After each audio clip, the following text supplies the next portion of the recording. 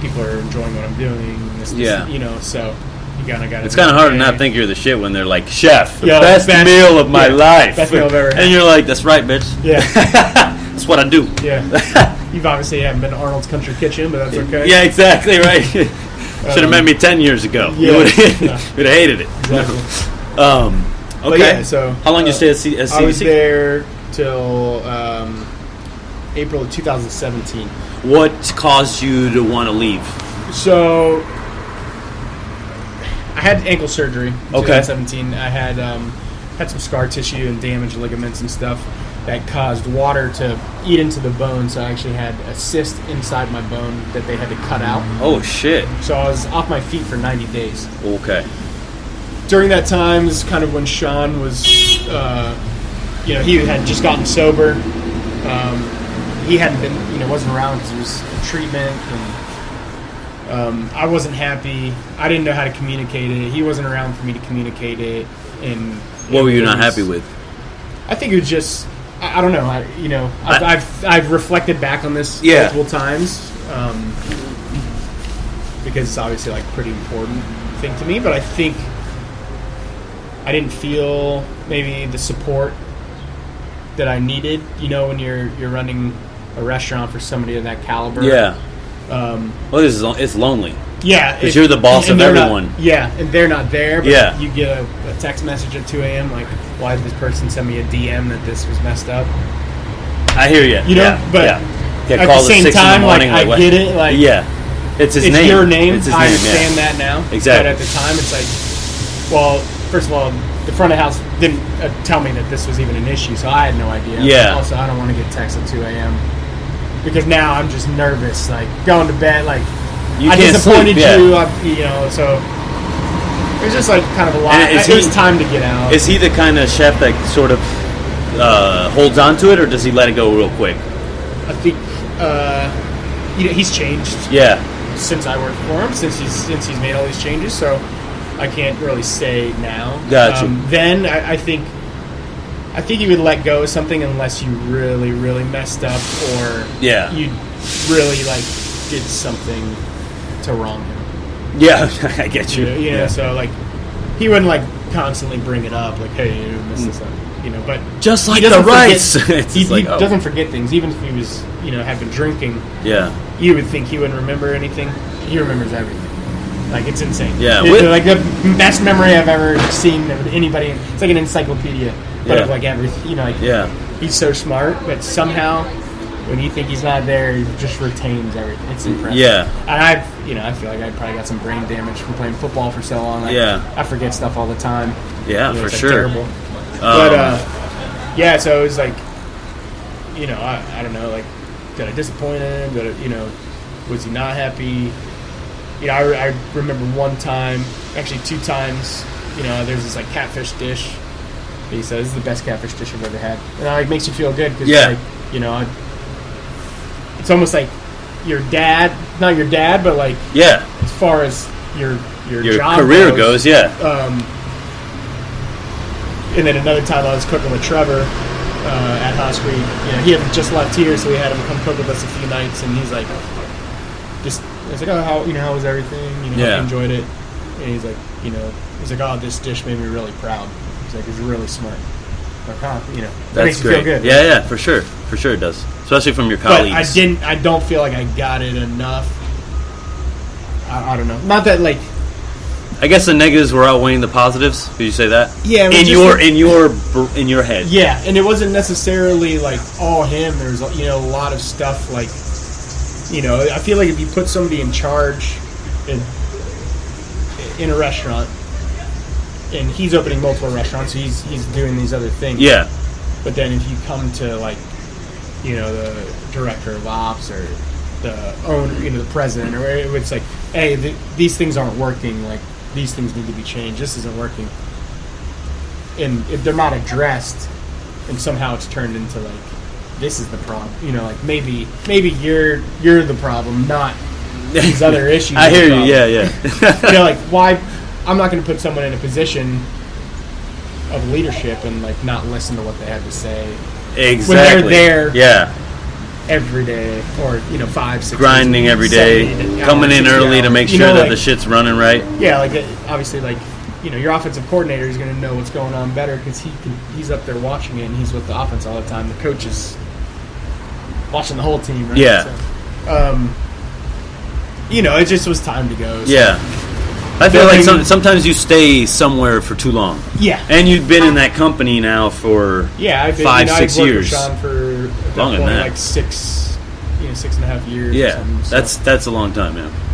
I knew I wanted to do my own thing. Like I want to have my own restaurant. Yeah. My own restaurant, right? That's another point of it. It's like at this point you don't need a boss. Yeah.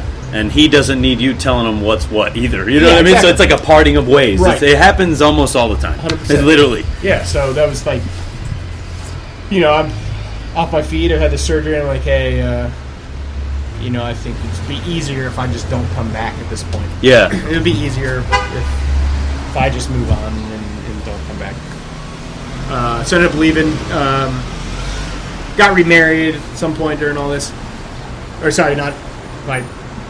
I hadn't gotten married yet. My wife, current, at the time, my girlfriend, we went and ate for her birthday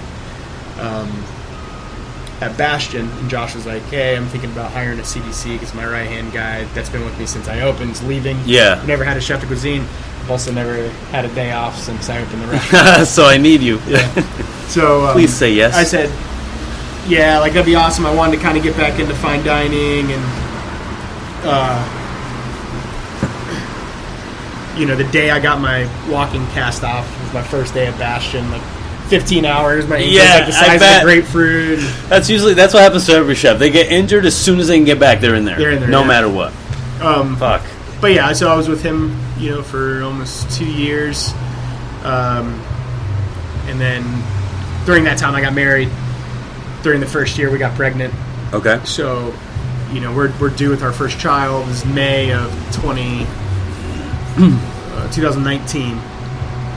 And Kevin Gillespie, who I've known for a while, met him in New York, and I had gone out and cooked with him, and we just were friends, stay in touch, like mutual kind of likes. So that happens. Hardcore music and all sorts of stuff. So. That happens a lot with like guys that are on the same trajectory. But again, you're the CDC. You have no friends. Like, you can't be friends with the employees. You can't be friends with Sean. He's your boss. Yeah.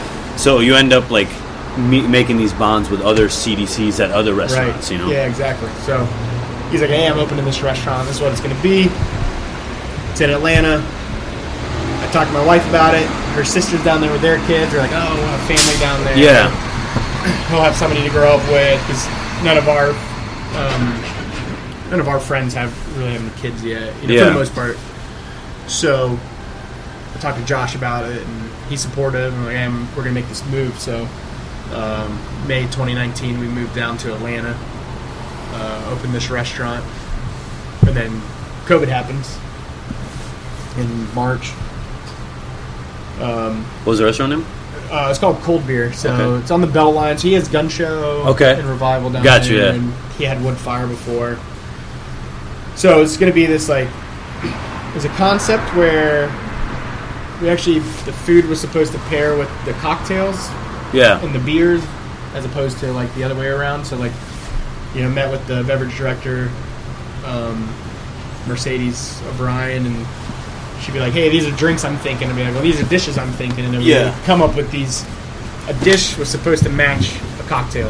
Okay. And a beer. So you have like 15 dishes, 15 beers, 15 cocktails. The idea is for people to come in, order the entire menu. Yeah. When you start ordering a lot of cocktails, they're going to die. Yeah, for sure. So people weren't really ordering the same way that we thought it was going to be. There's a lot of challenges. Yeah, it's I've been to those restaurants that sort of they have a 10-minute spiel on the concept alone. Yeah. You know what I mean? And you're like, you're supposed to order this way, you're supposed to eat this way. They're like, there's too many rules here, man. Yeah. And that's when I think they started doing no menus. Yeah. Exactly. But yeah, like, I feel like we were kind of it was weird because business was weird. Like some days no one would really come in, and then other days would be like 800 covers on like a Saturday. It was just impossible to forecast. Yeah, it was tough. Yeah.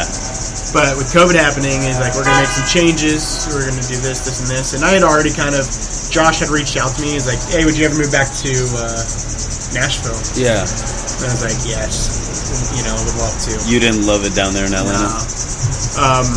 But I wanted to give Kevin 2 years, you know. So the kind of plan that we had chatted about would be eventually coming back to take over. Yeah. You know, once the current chefs left, which was like every couple of years, like a new chef comes in. So, you know, January, like following January or whatever that their cycle was. Yeah. But with COVID happening, they shut the restaurant down up here. Obviously, restaurants are shut down there. They're like, "Hey, we want to speed this up. Can you be here June 1st?" I was like, "Well, I need to talk to Kevin about it." You know, Kevin's like, "I can't really offer you the same role that you had down here because we have to make financial, like they just had to make changes in order to continue operating down there." They operated as like a giving kitchen and stuff for a long time. Or they would cook for like 500 families every day. So it was like not going to be a restaurant for like the foreseeable future. Got you. He obviously felt really bad. Like, you know, I moved your family and your wife down here. You know, like, I feel terrible. I was like, well, I have this opportunity. You know, I'm still thinking about it, but you know, I think just with everything going on, blah blah. And he was 100% supportive. You know, and I think it was kind of like that's the food you should be doing. Yeah. Not this like kind of upscale bar food that we've been doing. And, it just, you know, we just kind of had to make so many changes while we were doing. That it wasn't quite what we thought it was going to be when we first opened. Understood. You're opening a restaurant, like you kind of have. That always happens. Yeah. Sometimes drastic, sometimes not. Yeah. So I ended up here. We moved back in May, almost like exactly the same day, like May 2020. Yeah. And then we opened June 1st. Okay. Our first service was first actual service. We did like some mock services and a couple buyouts, but like June 18th. I got you. In the heart of COVID. Oh, weird, huh? Yeah. Weird time. Oh, yeah. So prices went up. Customers went down. Yeah, like, customers what went the down. Fuck? Prices went up. You had to like literally yell at everybody. Yeah. By the time Friday came around, you're like hoarse. Voice. Yep. But I also don't like the dining room being quiet, so I would just keep the music like jacked. Yeah, so I would like yelling at these people like Saturday. I don't have any voice. That's like, funny. Do you have COVID? I'm like, no, I just don't have a voice. Do you have COVID? You just answer no with no test. Like, no. I'm pretty sure I don't have it. Yeah, we've all been tested. Yeah. No, I hear you. Good. Cool. So all this is happening. You're back in Nashville of last year, and where do we go from there? Yeah. So you know, the first you're opening up here. I think for me, you're coming into this restaurant where so many chefs before have been in here. This is a dynasty. Really this is like good, like people know what it is. People don't know who you are, but they know what the Catbirdseat is. Yeah. So it's like, well, this is what Josh and Eric did. This is what Trevor did. This is what Ryan did. This is what Will and Liz did. It's like, where do I fit into all of that? I cook. You know, I've cooked Southern food for the last 6 years, and I like buffalo wings are my favorite food. So, well, what am I going to cook?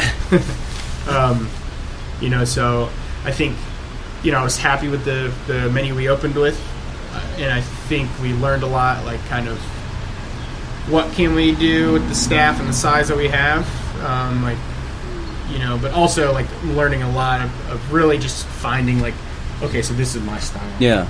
You know. Did you make any changes? Yeah. Big ones? Yeah. Staffing wise or just food? The whole staff. Okay. The whole staff. That was kind of, for the most part, except like 2 people.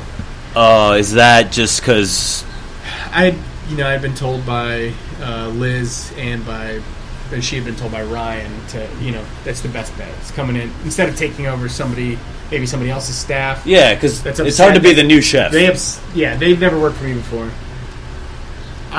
So I have this opportunity now. Yeah. Am I going to come in and try to train all these people who maybe are pissed off at me because I'm coming in? Yeah. And they don't want to work for me. You're the stepdad. Yeah. Or, you know, so pretty much got rid of everybody. Okay. It was, which they had already gotten rid of because it's COVID, right? So, It was easy. Yeah. But I told my guys, like, when I leave, probably won't have anything for you right away. So yeah, I don't know if